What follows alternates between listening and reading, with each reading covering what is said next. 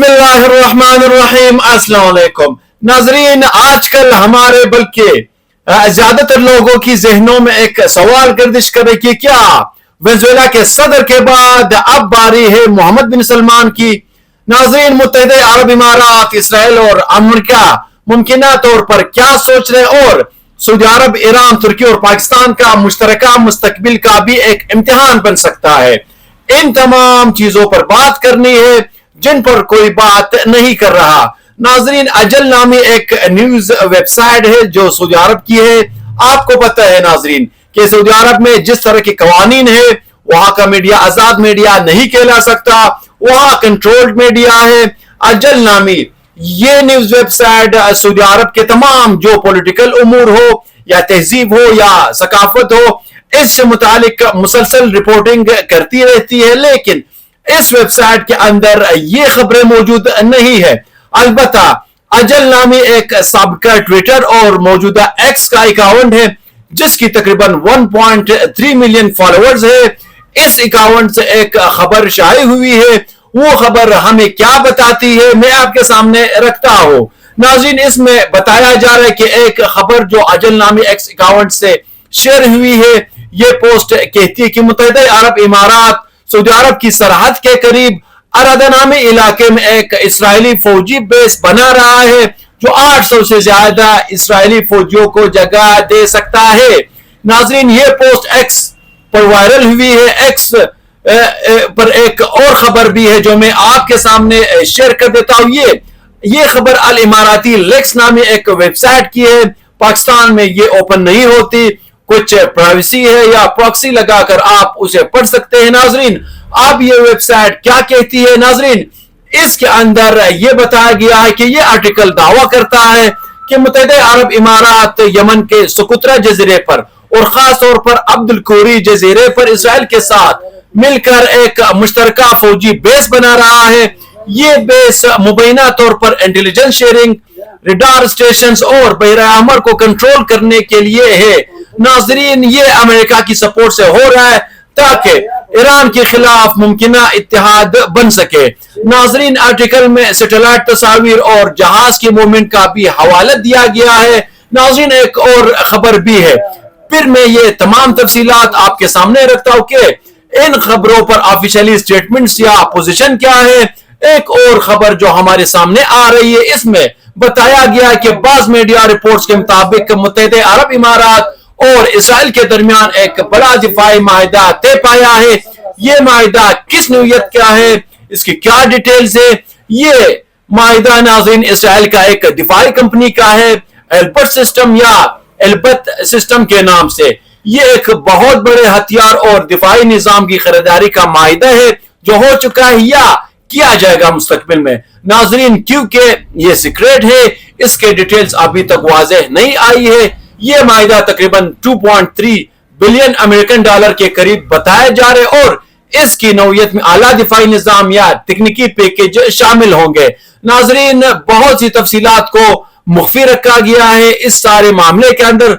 मिडलिस्ट आई इससे के एक रिपोर्ट वो कर रहा है, उसे आमतौर पर सीक्रेट या इनडिक्लेयर्ड बायर वाले मायदे के तौर पर रिपोर्ट किया गया क्योंकि एल्बर्ट ने पहले सिर्फ एक इंटरनेशनल कस्टमर बताया था, जिसके बाद रिपोर्ट्स ने बताया कि वो दरअसल मुत्तहिदा अरब इमारात तो हो सकता है। नाज़रीन, अब ये तीन खबरें मैंने आपके सामने रखी है जो एक दूसरे से जुड़ी हुई नजर आती है। अब आ जाए अजल नामी एक्स अकाउंट पर जिस पर मैंने पहले बात की, इसके एक वेबसाइट भी मौजूद है। अब इस वेबसाइट के अंदर अगर आप ये खबर देखें तो वहां नहीं मिलती, लेकिन इनके एक्स अकाउंट पर मिलती है। लिहाजा आप कह सकते हैं कि ऑफिशियल सतह पर अजल ने इस खबर को ऑन नहीं किया या फिर वो अकाउंट अजल का नहीं हो सकता, लेकिन इस नाम से अकाउंट बना हुआ है और इसके तकरीबन 1.3 मिलियन फॉलोअर्स है।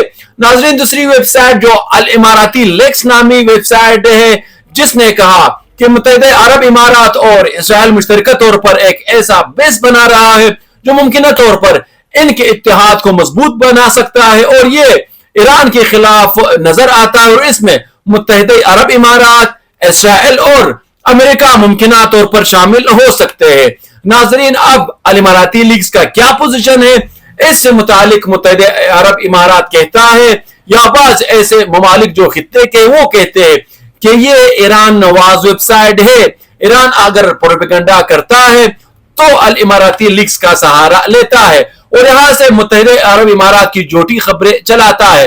آپ کو پتہ ہے ناظرین کہ اس زمانے میں بیانیے بھی ایک پروپیگنڈا یا جنگی ہتھیار بن چکے ہیں۔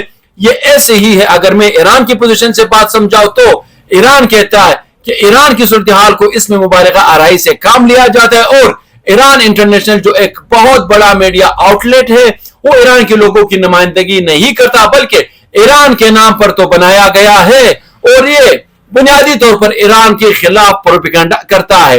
یہ ایران کا سرکاری سطح پر ایران انٹرنیشنل سے متعلق موقف ہے۔ اسی طرح الاماراتی لیکس کے بارے میں بھی کہا جاتا ہے کہ یہ ایران نواز ہے یا ایران کا نقطہ نظر پیش کرتی ہے اور متحدہ عرب امارات کو اسرائیل اور امریکہ کے ساتھ جوڑنے یا ممکنہ اتحادی کے طور پر ظاہر کرتی ہے، تاکہ بتایا جا سکے کہ متحدہ عرب امارات، اسرائیل اور امریکہ مل کر اس خطے کو غیر مستحکم کر رہے ہیں۔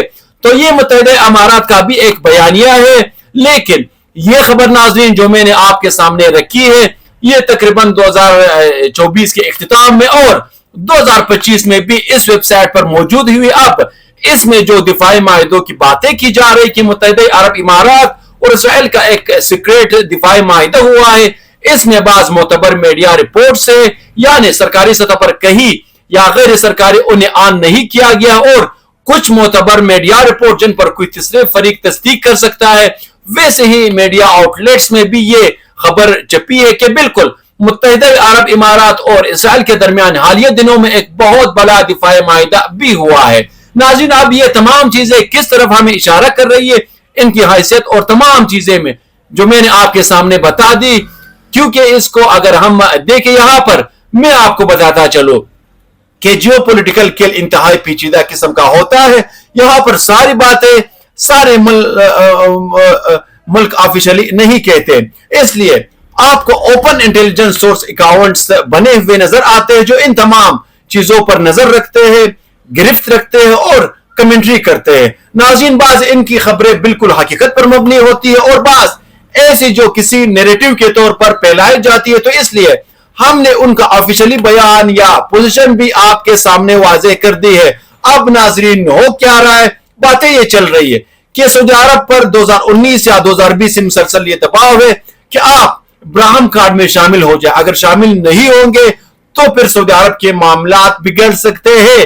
اب محمد بن سلمان کو کوئی خاص انکار نہیں ہے کہ میں نہیں کرنا چاہتا یا ابراہیم کارڈ میں شامل نہیں ہونا چاہتا، وہ جو بیان ان کا ریکارڈ پر ہے وہ یہ کہہ چکے ہیں کہ اگر میں نے آزاد فلسطین کی ریاست کے علاوہ ابراہیم کارڈ میں شامل ہو جاتا ہوں تو میرے اپنے ملک میں میرے لیے حالات مشکل ہو جائیں گے، کیونکہ عوام اس فارمولے کو قبول نہیں کریں گے۔ تو لہٰذا پہلے آپ آزاد فلسطینی ریاست والا معاملہ پختہ کیجئے، اسے تصدیق کیجئے، اس کے بعد میں ابراہیم کارڈ میں آنے کے لیے تیار ہوں۔ لیکن دوسری جانب اسرائیل کا موقف اس کے برعکس ہے اور امریکہ اس معاملے پر دونوں فریقین کو قائل بھی کرتا ہے، لیکن دونوں اپنی اپنی ضد پر ڈٹے ہوئے نظر آ رہے ہیں۔ ناظرین محمد بن سلمان نے جو حالیہ واشنگٹن کا جو دورہ کیا تھا اس میں بھی غالباً اگر میں غلط نہیں تو امریکہ ایک معتبر میڈیا آؤٹ لیٹ ایکسکلوز کے نام سے ہے، اس میں بھی بتایا جاتا ہے کہ امریکن صدر کی طرف سے بار بار محمد بن سلمان کو کہا گیا ہے کہ آپ ابراہیم کارڈ میں شامل ہو جائے، لیکن محمد بن سلمان نے کہا کہ یہ میرے لیے بہت مشکل ہوگا ایک طرفہ فیصلہ کرنا، اگر آپ آزاد فلسطین ریاست کو تسلیم کر لیں تو اس کے بعد میں یہ سوچ سکتا ہوں کہ ہم ابراہیم کارڈ میں شامل ہو جائے۔ لیکن ناظرین اب معاملات اور تنازعات اس حد تک آ چکے ہیں کہ اسرائیل اور سعودی عرب کے تعلقات جو کسی زمانے میں بہتر ہونے کی علامت ہمارے سامنے آ رہی تھی وہ اب مزید بگڑ چکے ہیں۔ ناظرین اب جب بگڑ چکے ہیں تو بتایا جا رہا ہے کہ متحدہ عرب امارات، اسرائیل اور امریکہ کی تعلقات آپس میں بہت اچھے ہیں، اور اس لیے یہ جو خبریں میں نے آپ کے سامنے رکھی ہے، چاہے وہ الاماراتی لیکس ہو، چاہے اجل کی ویب سائٹ ہو یا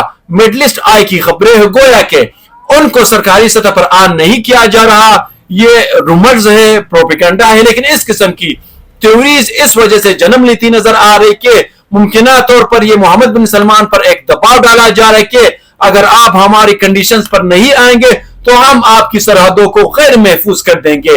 اور سعودی عرب اور متحدہ امارات کا جو حالیہ تنازع ہے ناظرین وہ بھی اسی صورتحال کی عکاسی کرتا نظر آتا ہے. ایسے تجزیہ کار اور مفکرین ان تمام چیزوں کو اس طرح دیکھتے نظر آتے ہیں. اب کیا ناظرین سعودی عرب ہاتھ پر ہاتھ دھرے بیٹھا ہے؟ لیکن ناظرین مجھے نہیں لگتا، کیونکہ جو چیزیں اگر ہم پڑھتے ہیں ریسرچ کرتے ہیں تو ان چیزوں پر مجھے ایک واضح کلیئرٹی نظر آ رہی ہے کہ محمد بن سلمان کی وہ کلیئرٹی کیا ہے. دیکھیں ناظرین یہ تو آپ کو پتہ ہے کہ محمد بن سلمان نے سعودی عرب کو جو پہلے مذہبی تفکر یا مذہب کے اس طرح کی جو ڈیفینیشن جو انتہائی سخت تھی، اسٹرانگ تھی، اس پر عمل پیرا سعودی عرب نظر آتا تھا.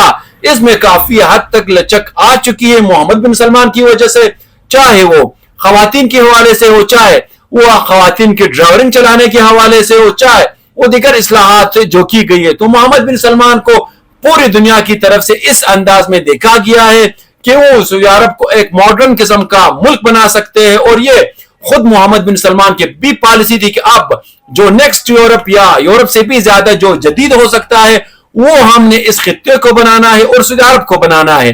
ناظرین یہ بھی ایک آن دی ریکارڈ یہ سارا چیزیں ہیں. اب اس کے مطابق انہوں نے اپنا ایک پلان بنایا تھا ویژن 2030. اس کے اندر سعودی عرب کو مزید جدید کرنا تھا. لیکن اب ناظرین ایسا لگ رہا ہے کہ محمد بن سلمان یہ سوچ رہے کہ یہ جو میری سرحدوں کے پاس کھچڑی پکانے کی جو کوشش کی جا رہی اس کو غیر محفوظ کرنے کی جو کوشش کی جا رہی، تو لگ ایسا رہا ہے کہ کچھ تجزیہ کار اور مبصرین کے مطابق محمد بن سلمان دوبارہ اسی ماحول میں شفٹ ہو سکتے ہیں اور اس بار کچھ انداز تبدیل ہو سکتا ہے. جو پہلی لائن سعودی عرب کی تھی اس میں ایران کا قابل قبول بالکل نہیں تھا، لیکن اب سعودی عرب اور ایران کے تعلقات میں اس حد تک کشیدگی نہیں ہے، اچھے تعلقات ہیں، نارمل تعلقات نظر آتے ان دو ممالک کے درمیان. لہٰذا اب یہ صورتحال سامنے آ رہی ہے کہ 2020 کے بعد سے ہی محمد بن سلمان نے ترکی کے ساتھ بھی اپنے تعلقات کو بہتر کیا ہے اور حتیٰ کہ 2030 میں بیراک جو ڈرون ہے ترکی کا وہ بھی سعودی عرب اور ترکی کے درمیان ایک ڈیل ہوئی تھی. ناظرین اس سے ایران کے ساتھ تعلقات چین کے ثالثی میں اچھے ہوئے اور پاکستان کے ساتھ دفاعی معاہدہ ہوا سعودی عرب کا. سورس ناظرین یہ بتا رہے کہ محمد بن سلمان ممکنہ طور پر ان تمام ممالک کو آپس میں ملا کر ایک پیغام دینا چاہتے ہیں، ایک مضبوط پیغام دینا چاہتے ہیں کہ اگر اس خطے کو اگر کوئی چینج کرنا چاہ رہے، جغرافیاتی پوزیشن کو تبدیل کرنا چاہ رہے، تو ہم جو مسلم کنٹریز ہیں ہمارے مشترکہ جو مفادات ہیں، چاہے ہمیں مل کر دفاعی لحاظ سے بھی ہو، وہ چاہے وہ سیاسی لحاظ سے بھی ہو، اور چاہے وہ سفارتکاری میں بھی ایک ہی لائن پر ہمیں سب چلنا پڑے گا. اگر ہم تقسیم ہو گئے تو پھر ہمارے لیے ایک ایک کر کے ہمارے دروازے کو آگ لگائی جا سکتی ہے. یہ وہ تمام منظرنامے ہیں ناظرین جس جو چیزیں ہیں جو چلتی نظر آ رہی. البتہ آپ کو پتہ ہے ناظرین کہ سعودی عرب اور ترکی کے نظریاتی اختلافات ہیں، یعنی ایک خلافت عثمانیہ والا کنسپٹ ہے، ایک کا یعنی سعودی عرب کا اپنا ایک ڈیفینیشن ہے اسٹرانگ ریلیجس کے حوالے سے. اس کی وجہ سے آپ نے بہت کم دیکھا ہوگا کہ ترکی کے حکمران سعودی عرب میں آتے ہیں یا سعودی عرب کے ترکی میں جاتے ہیں. لیکن 2020 کے بعد اگر آپ دیکھیں تو آپ کو دفاعی ڈیل ہوتی نظر آتی ہے، تعلقات بہتر ہوتے نظر آتے ہیں، ایران کے ساتھ بھی تعلقات اور حالیہ پاکستان کے ساتھ دفاعی معاہدہ وہ تو آپ کے سامنے ہے. تو ناظرین سعودی عرب یا محمد بن سلمان لگتا ایسے ہے اس وقت کہ وہ اس خطرے کو بہت پہلے بام چکے تھے کہ آنے والے دنوں میں اس کنڈیشن کو لے کر میرے اوپر دباؤ ڈالا جا سکتا ہے، نفسیاتی طور پر بھی دباؤ ڈالا جا سکتا ہے اور میرے سیٹ اپ کو تبدیل کرنے کے حوالے سے کچھ ایسے اقدامات بھی کیے جا سکتے ہیں. تو اس کے لیے تیاری کرتے نظر آتے ہیں. ناظرین یہ تمام تر وہ کھیل ہے، وہ چیزیں ہیں جو مڈل ایسٹ کے اندر چلتی نظر آتی ہے. اب ناظرین ان سے جڑی ہوئی جو بھی تازہ ترین اپڈیٹس ہوں گے وہ ہم کوشش کریں گے کہ آپ کے سامنے رکھیں گے. تو ناظرین یہ تھا آج کا ہمارے موضوع. نیکسٹ موضوع تک مجھے دیجیے اجازت، لیکن میرا آپ سب سے ایک ہمبل ریکویسٹ ہے کہ اس ویڈیو کو لائک کرے، ویڈیو کو شیئر کرے اور چینل کو ضرور سبسکرائب کیجیے. تب تک مجھے دیجیے اجازت. اللہ نگہبان.